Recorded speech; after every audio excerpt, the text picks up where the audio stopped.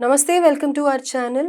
So, తిరుపతిలో జరిగిన తొక్కిసలాటలో భాగంగా ఇటు పవన్ కళ్యాణ్ గారిని కానీ, చంద్రబాబు నాయుడు గారిని కానీ అరెస్ట్ చేయాలి అని చెప్పి ఎంతోమంది సోషల్ మీడియా వేదికగా అంటూ ఉన్నారు. ఎన్నో కామెంట్స్ చూస్తూ ఉన్నాము.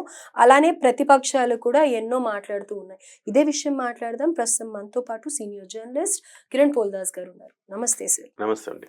సార్, ఆ తొక్కిసలాట జరగడం అది పవన్ కళ్యాణ్ గారి ప్రాబ్లమా? లేకపోతే చంద్రబాబు నాయుడు గారు తీసుకోవాలా? ఎవరిని అరెస్ట్ చేయాలి? నేను ఇంట్రొడక్షన్‌లో చెప్పింది మీరు వినే ఉంటారు కదా! సో, ప్రతిపక్షాలు కానీ లేకపోతే సోషల్ మీడియాలో చూసుకున్నట్టయితే చాలామంది కూడా ఇదే మాట్లాడుతూ ఉన్నారు. ఇంకొంతమందయితే వెంకటేశ్వర స్వామిని అరెస్ట్ చేయండి అని కూడా మాట్లాడుతూ ఉన్నారు. అసలు ఏంటి? దీన్ని ఎలా చూడాలి?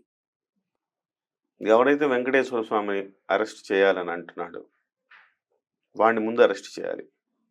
ఓకే. మత మనోభావాలను కించపరిచినందుకు, ఒక దైవాన్ని అరెస్ట్ చేయమన్నందుకు వాడిని కుంగాదాన్ని లోపలేయాలి. ఓకే. నాన్‌సెన్స్ కదా ఇలా మాట్లాడడం. అంటే ఇక్కడ తెలంగాణలో జరిగిన అల్లు అర్జున్ ఇష్యూని కంపేర్ చేస్తూ ఈ విధంగా మాట్లాడడం జరిగింది. అవునండి. దైవ దర్శనానికి వెళ్ళారు. వెళ్ళినప్పుడు తొక్కిసలాట జరిగింది. మానవ తప్పిదం అది. మరి దైవాన్ని మీరు అరెస్ట్ చేయమంటాం అంటే ఎంత దగుల్బాజీ వ్యవహారం అంటే, ఎంత స్థాయికి దిగజారిపోయారంటే, అలా మాట్లాడిన వాడు నాకు తెలిసి హిందూ అయి ఉండడు. ఓకే. వాడేదో జగన్మోహన్ రెడ్డి బ్యాచ్ అయి ఉంటాడు. అంత సిగ్గు శరం లేకుండా దైవాన్నే దూషిస్తూ దైవాన్ని అరెస్ట్ చేయమంటున్నాడంటే ముందు వాణ్ణి వేయాలి. ఎందుకంటే హిందూ మనోభావాలను కించపరిచినందుకు వాణ్ణి లోపలేసి కుంగ తన్నాలి. First thing. రెండవది, మీరేమంటున్నారు? జగన్మోహన్ రెడ్డి గారు కావచ్చు, ప్రతిపక్షాలు కావచ్చు మాట్లాడుతున్నాయి. చంద్రబాబు నాయుడు గారిని అరెస్ట్ చేయాలి, ఆయన రాజీనామా చేయాలి, పవన్ కళ్యాణ్ అరెస్ట్ చేయాలి, రాజీనామా చేయాలి. నాన్‌సెన్స్ కదా. ఇప్పుడు ప్రతిదానికి ప్రాక్టికల్గా మనం అడగాలి, ప్రాక్టికల్గా మాట్లాడాలి. నేను కూటమి ప్రభుత్వం రావాలి, ఈ అరాచక పాలన పోవాలని చెప్పిన ఒక జర్నలిస్ట్గా, ఇవాళ కూటమి ప్రభుత్వం వచ్చిన తర్వాత ఆ ఘటన జరిగిన తర్వాత డే 1లో ఫస్ట్ అవర్లో దీన్ని ఖండించి ఇది ప్రభుత్వం బాధ్యత తీసుకోవాల్సిన అవసరం ఉంది అని చెప్పిన జర్నలిస్ట్ నేను. బహుశా నా నుంచి ఎక్స్పెక్ట్ చేసి ఉండరు ఇలాంటి మాటలు. ఎస్, ప్రభుత్వం బాధ్యత తీసుకోవాలి, మనం సిగ్గుపడాలి అలాంటి సంఘటన జరిగినందుకు. ఎక్స్గ్రేషియా ₹1,00,00,000 ప్రకటించాలి అని చెప్పాను నేను. అఫ్ కోర్స్ 25 లక్షలు ప్రకటించారు. అదే సమయంలో బాధ్యత తీసుకోవాలి. మీరు మీ ప్రభుత్వ విజయాలు ఉన్నప్పుడు మీరు ఎట్లయితే తీసుకుంటారో, మంచి జరిగినప్పుడు, చెడ్డవి జరిగినప్పుడు కూడా మీరే బాధ్యత తీసుకోవాలి అని చెప్పాను.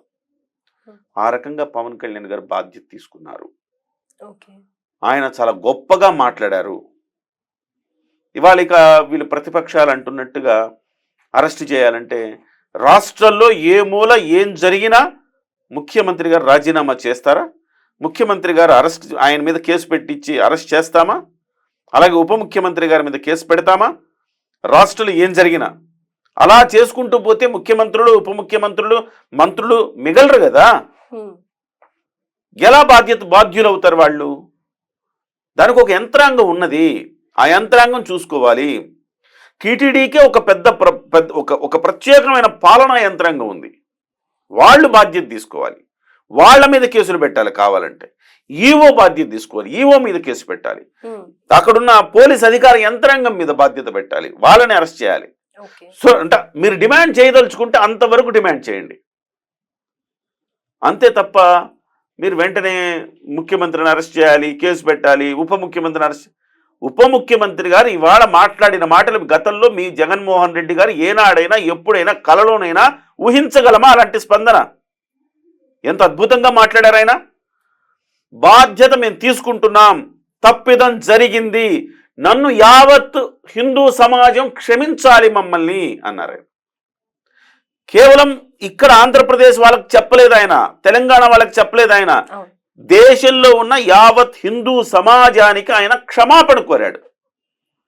ఒక ఉప ముఖ్యమంత్రి ఆ స్థాయిలో ఆయన ఒక రకంగా భావోద్వేగానికి గురయ్యాడని చెప్పారు. బ్లేమ్ మొత్తం మేమే తీసుకుంటున్నాము అని. ఎంత ధైర్యం కావాలండి? ఆ తప్పును ఒప్పుకోవడానికి ఎంత ధైర్యం కావాలండి? జగన్మోహన్ రెడ్డి హయాంలో ఒక 14 ఏళ్ల బాలుడి మీద వాళ్ళ సిస్టర్ని కించపరిచారని వాడు మాట్లాడినందుకు సజీవ దహనం చేశారు వైసీపీ మూకలు. ఏ బాధ్యత తీసుకున్నాడండి జగన్మోహన్ రెడ్డి? ఇది తప్పయింది, క్షమించండి, ఇలాంటివి పునరావృతం కాకుండా మేము బాధ్యత తీసుకుంటాం, మేము చర్యలు తీసుకుంటామని చెప్పాడా జగన్మోహన్ రెడ్డి?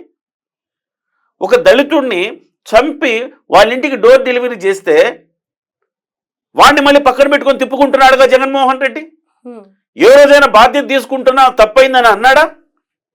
అలాంటి వ్యక్తులకి ఇవాళ మాట్లాడే రైట్ ఎక్కడ ఉంటుందండి? సిగ్గు శరము లేని ఒక జీవన శైలిలో వాళ్ళు ఉన్నారనుకోవాలంతే.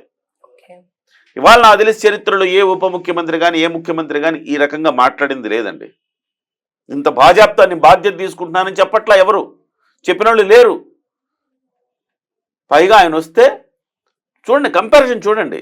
జగన్మోహన్ రెడ్డి వస్తున్నప్పుడు సీఎం సీఎం అని అరుస్తుంటే ఆయన చిరునవ్వులు చిందిస్తూ ఇలా ఇలా ఇలా అనుకుంటూ వెళ్తా ఉంటే, పవన్ కళ్యాణ్ గారు వచ్చినప్పుడు అవే నినాదాలు, సీఎం అన్న నినాదాలు, ఓజీ అన్న నినాదాలు చేస్తూ ఉంటే పవన్ కళ్యాణ్ గారు ఏమన్నారండి? ఏం మాట్లాడుతున్నారు మీరు? కనీసం మీకు సెన్స్ ఉందా? మనం ఈ సందర్భంలో మనం నవ్వాలా, ఏడవాలా, బాధపడాలా, ఓజీ ఓజీ అంటూ నినాదాలు చేయాలా? ఏమన్నా అర్థమవుతోందా మీకు అని పోలీసులు చెదరగొట్టండి అని చెప్పాడు. సొంత అభిమానుల్ని కూడా ఆయన ఆ రకంగా వార్న్ చేశాడు. ఆయన అతనండి అసలు ఈ సమాజానికి కావలసిన ఒక రాజకీయ నాయకుడు అంటే అతను. మీరు ఆయన పట్టుకొని అరెస్ట్ చేయాలి. ఇప్పుడు పవన్ కళ్యాణ్ ఏమంటున్నాడు? సనాతన ధర్మం గురించి మాట్లాడాడు కాబట్టే బాధ్యతగా క్షమాపణ చెబుతున్నా అన్నాడు. ఇవాళ ఆయన ప్రస్తావించాడు, ఈవోని ఎందుకు సస్పెండ్, ఈవో బాధ్యత తీసుకోవాలి, టీటీడీ చైర్మన్ బాధ్యత తీసుకోవాలి. ఈవెన్ ముఖ్యమంత్రి గారు మాట్లాడలేదు. అవి అధికార యంత్రాంగం తిట్టాడు, మందలించాడు, ముఖ్యమంత్రి గారు కూడా మందలించారు. కాకపోతే ఆ చర్యలు తీసుకోవడంలో కొంచెం కాంట్రవర్సీ అయింది ముఖ్యమంత్రి గారి వ్యవహారంలో. పవన్ కళ్యాణ్ గారు ఓపెన్గా అన్నారు, అందరి గురించి అన్నారు. ఆయన ఎవరైతే బాధ్యులో వాళ్ళందరూ బాధ్యత తీసుకోవాల్సిన అవసరం ఉంది అని. సో ఇవాళ మరి చంద్రబాబు నాయుడు గారి స్పందన ఎట్లా ఉంది అంటే, వెంటనే వెళ్ళి క్షతగాత్రులను పరామర్శించాడు, రివ్యూ చేశాడు, అధికారుల మీద సస్పెన్షన్ వేశాడు, బదిలీ వేట వేశాడు. ఒక ముఖ్యమంత్రి ఏం చేయాలో అన్నీ చేశాడు. రైట్. సో ఇందులో అయితే చంద్రబాబు నాయుడు కానీ పవన్ కళ్యాణ్ కానీ దేవుణ్ణి కానీ నిందించాల్సిన అవసరం లేదు. ఎవరైతే ఆ పాలక మండలిలో సభ్యులు ఉన్నారో వాళ్ళు అండ్ పోలీసుల మీద యాక్షన్ తీసుకోవాలి అని అంటారు. అంతే కదండి. ప్రియాంక గారు, నేను చూస్తున్న ప్రేక్షకులకు కూడా చెప్తున్నా, మీకు తెలిసి మీ రాజకీయాలు చాలామంది 10 ఏళ్ళ నుంచి చూస్తూ అవగాహన, 10 ఏళ్ళ బట్టి అవగాహన ఉన్నవాళ్ళు, 25 ఏళ్ళ బట్టి అవగాహన, 50 ఏళ్ళ అవగాహన ఉన్నవాళ్ళు కూడా ఉంటారు. మీకు తెలిసి ఒక ఘటన జరిగినప్పుడు ఇంత హోల్ హార్టెడ్లీ క్షమాపణ చెప్పిన ఒక పొలిటీషియన్ ఎవరైనా ఉన్నారా? అప్పుడెప్పుడో లాల్ బహదూర్ శాస్త్రిని చూసామండి. ఒక ఇన్సిడెంట్ జరిగితే రాజీనామా చేశాడు ఆయన పదవికి. అది ఆయన శాఖలో జరిగింది కాబట్టి. ఇవాళ ఎవరు రాజీనామాలు కోరట్లా, చర్యలు తీసుకోమంటున్నారు అంతే. ఇవాళ పవన్ కళ్యాణ్ గారి శాఖ కాదు అది, డిప్యూటీ ముఖ్యమంత్రిగా ఆయన స్పందన అది. దయచేసి కామెంట్ కూడా చేయండి. ఎవరైనా ఉంటే నాకు తెలియకపోతే దయచేసి కామెంట్ చేయండి. Right sir, thank you.